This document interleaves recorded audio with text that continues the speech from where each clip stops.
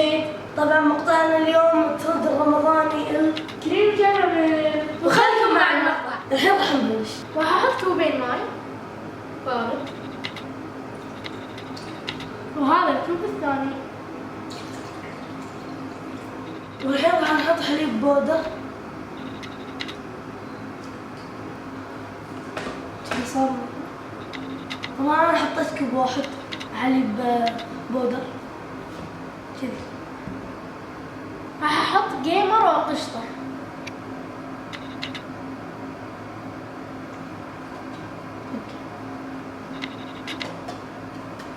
حطينا بس واحد.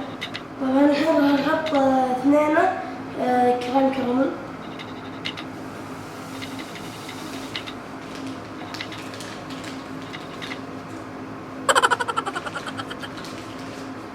طبعا كذي شكله بعد ما حطيناهم. والحين راح اخلط.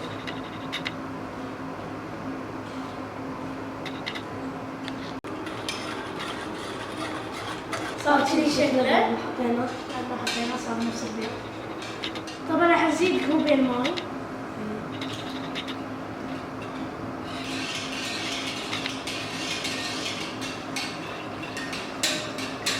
الحين راح احط كوب ثاني. لما نخليه جد عشان يصير معامله جيد. طبعا كذي صار شكله بعد ما خلط. صار حليب زعتر. طبعا الحين راح نحط صوص كريم كراميل.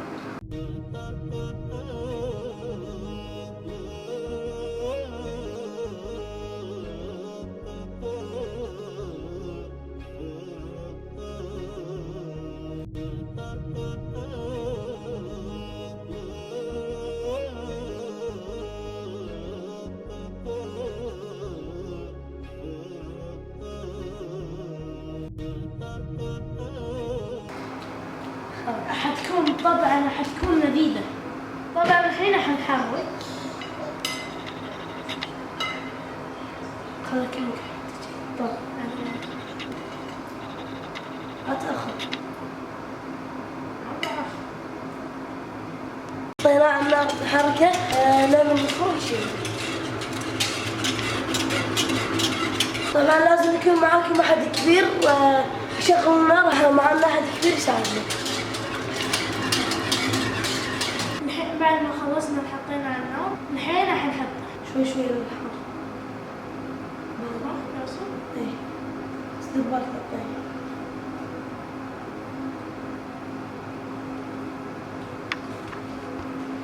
صبه كله مرة واحدة.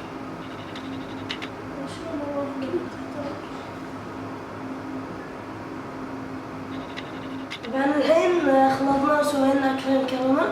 نبي نحطه بالثلاجة كم ساعة وبعدين ناكله. رجع لك ما تشوف. خليكم مع المقطع. 2000 years later. طبعا هذا شكل كريم كراميل بعد ما طلعناه من الثلاجة. نقلبه ونرجع لك. طبعا هذا شكلها أكبر كريم كراميل بالعالم. ايش رايكم فيها؟ كتبوا لنا بالتعليقات كم تعطون. أكبر كريم كراميل بالعالم. الحين نجربها.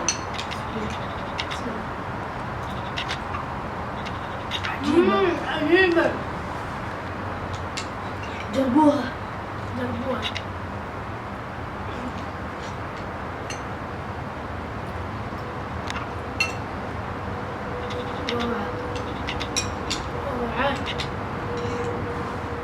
إلينا وصلنا هذا الفيديو. لا تنسوا اللايك والاشتراك. ومع السلامة. مع السلامة.